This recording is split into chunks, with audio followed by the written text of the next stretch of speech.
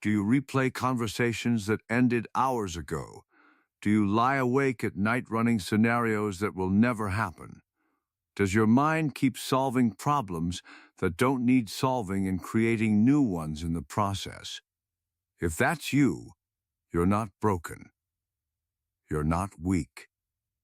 You've just stumbled onto something Nietzsche saw coming more than a century ago.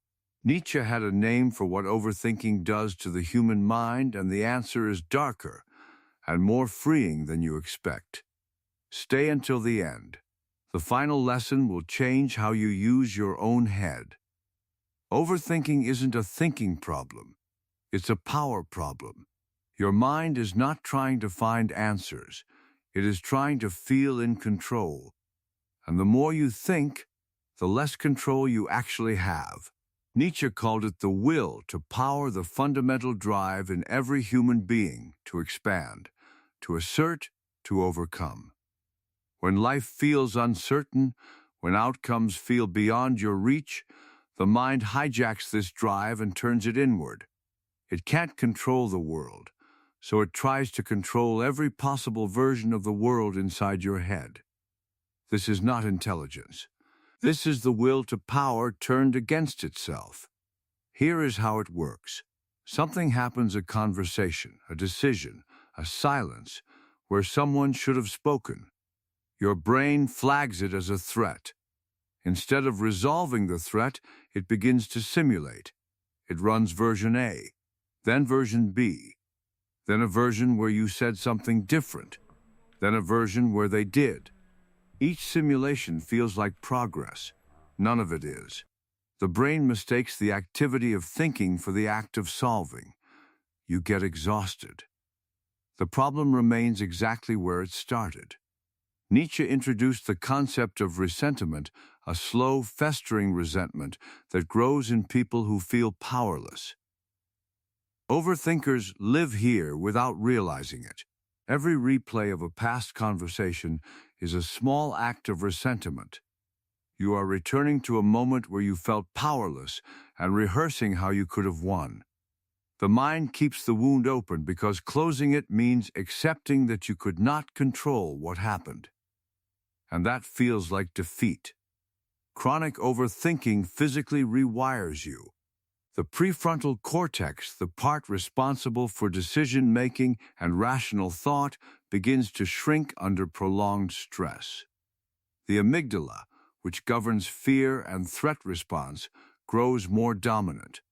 You become, neurologically, more reactive and less capable of the clear thinking you were trying to achieve. Overthinking makes you worse at thinking. That is the cruel irony Nietzsche would have recognized immediately. You are not the problem. The problem is not that you think too much. The problem is that you were never given permission to let uncertainty exist without resolving it. You were trained by school, by family, by society to find the answer, to fix the thing, to have the solution ready.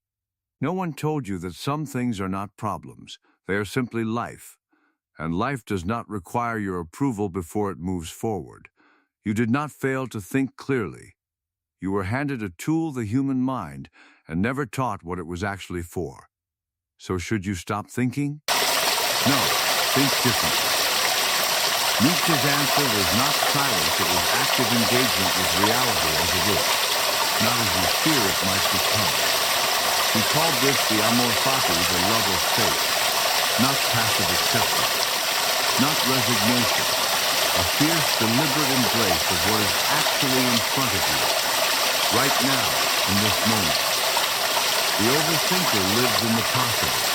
The Nietzschean lives in the actual. When you catch yourself spiraling, ask one question: is this a real problem I can act on right now?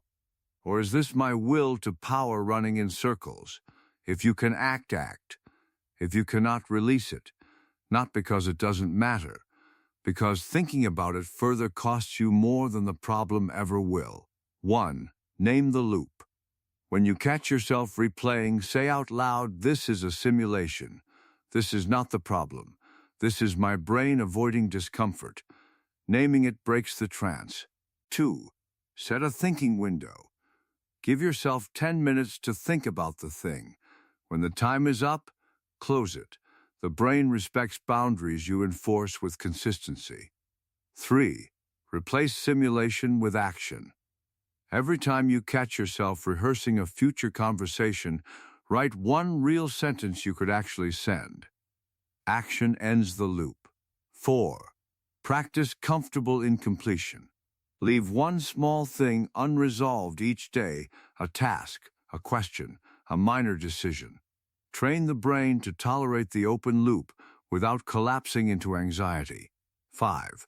Return to the body. Overthinking is a retreat from physical reality into mental abstraction. Walk cold water. Breathe deliberately. The body is the fastest exit from the spiral. The mind that cannot stop thinking is not strong. It is afraid. And the first step toward real power is learning to sit in silence without needing to solve the thought. A sharp mind knows when to think. A free mind knows when to stop.